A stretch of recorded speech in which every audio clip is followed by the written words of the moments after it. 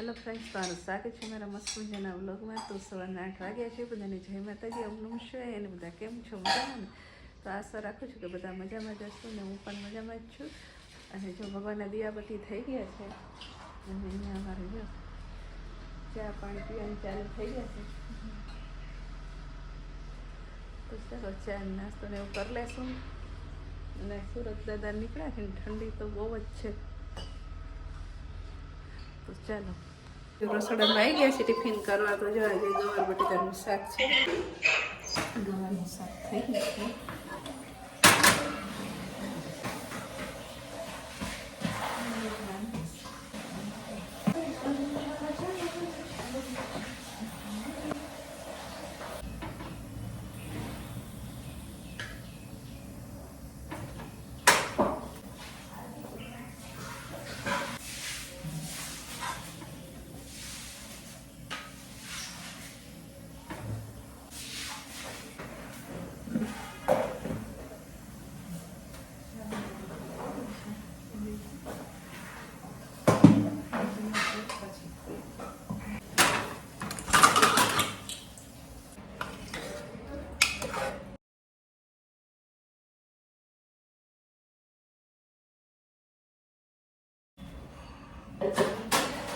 અમારે છે ને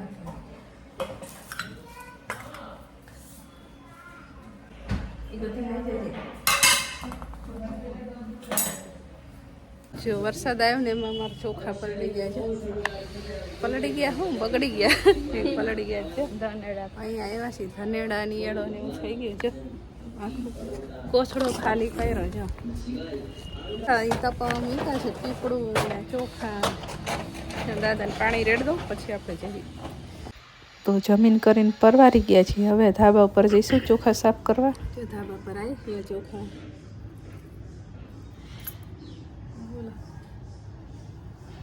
ધનેડા કાઢવામાં અહીંયા છાંયો આવ્યો ને થોડો તે કીડીઓ ચડી ગઈ. હવે બે કાઢવું પડશે. ચાલો ચોખાની ચાળી લઈએ ને પછી જોઈ લે. જો આટલા તાપમાં કીડીઓ ફરસ બોલે ને તાપ નહીં લાગતો.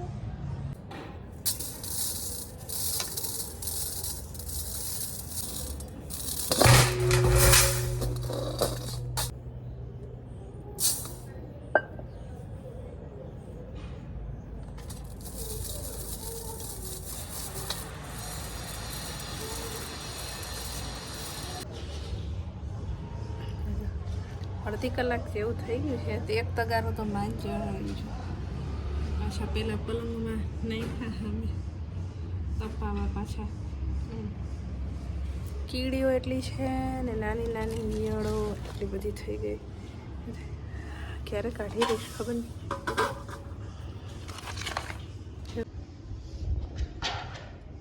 આટલી ઈયળ કાઢી.